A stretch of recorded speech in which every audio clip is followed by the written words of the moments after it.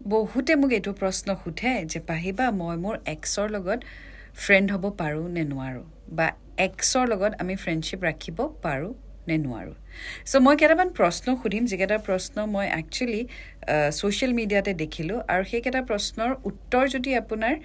য়েছ হয়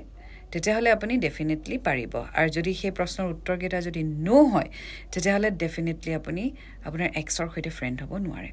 প্ৰথম প্ৰশ্ন আপোনাৰ এক্সক আপুনি মুভ অন কৰাটো চাব পাৰিবনে ছেকেণ্ড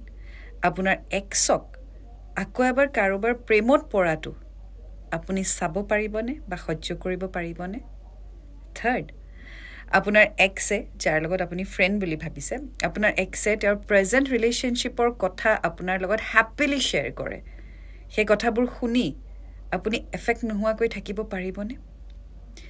ফ'ৰ্থ যেতিয়া আপুনি আপোনাৰ এক্সক মানে ফ্ৰেণ্ডক যেতিয়া ফোন কৰিব তেওঁৰ ফোন ৱেইটিঙত পাব ডেফিনেটলি তেওঁ নিজৰ বয়ফ্ৰেণ্ড বা গাৰ্লফ্ৰেণ্ডৰ লগত কথা পাতি আছে আৰু আপোনাক কল বেক নকৰে তেতিয়া আপোনাৰ ইম'শ্যনছ হাৰ্ট হ'বনে যদি উত্তৰকেইটা আপোনাৰ নেগেটিভ তেতিয়াহ'লে ডেফিনেটলি গো আহেড আৰু আপুনি এক্সৰ লগত ফ্ৰেণ্ড হওক কিন্তু যদি প্ৰত্যেকটো প্ৰশ্নৰ উত্তৰটো এফেক্ট হ'ব দুখ পাব হাৰ্ট হ'ব তেতিয়াহ'লে you cannot be friend with your ex কাৰণ সেইটো যদি কৰে আপোনাৰ প্ৰত্যেক দিনাই হাৰ্ট ব্ৰেক এটা হ'ব প্ৰত্যেক দিনাই আপুনি দুখ পাব প্ৰত্যেক দিনাই আপুনি লাইক স্লো পয়জন আপুনি সাফাৰ কৰিব so choice is yours if you want to stay friends with your ex